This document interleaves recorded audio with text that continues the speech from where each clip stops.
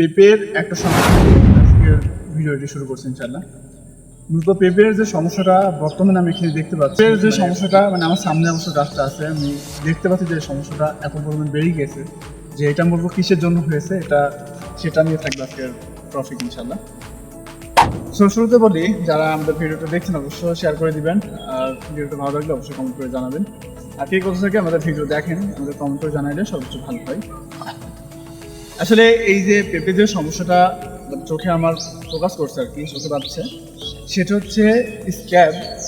এটা মূলত এমওপি সারের কারণে হয়। এমওপি সার বা ডিএপি সার যখন গাছের উপর থেকে ছিটানো হয়, যখন ওই সারগুলা গাছে পড়ে বা গাছে যখন প্রয়োগ করার সময় গাছে দু একটা করে পড়ে যায়, তখন ঠিক এই সমস্যাটা বেশি দেখা দেয়।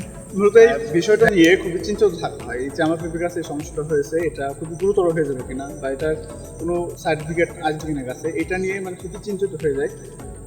সো যার কারণে ভিডিওটা আজকে বানানো ইনশাল্লাহ।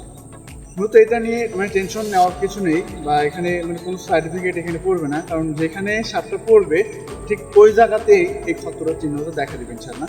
মানে এটা যদি এই জায়গাতে পড়তো, ঠিক এই জায়গাতেই সেই চিহ্নটা দেখা যেত। ওটা সাইডে ওটা বাড়বেও না, মানে ওই সারের অ্যাকশনটুকু যতটুকু পরিমাণ থাকবে ইনশাল্লাহ ততটুকুর ভিতরে এটা থেমে যাবে ইনশাল্লাহ। তবে আপনার চেষ্টা করবেন সার দেওয়ার পর গাছে যেন না পড়ে, গাছটা একটু বাঁচায় সার দিলে পরে দেখা যাচ্ছে পাতাগুলো এসে সমস্যাগুলো না দেখা দেবেন ইনশাল্লাহ।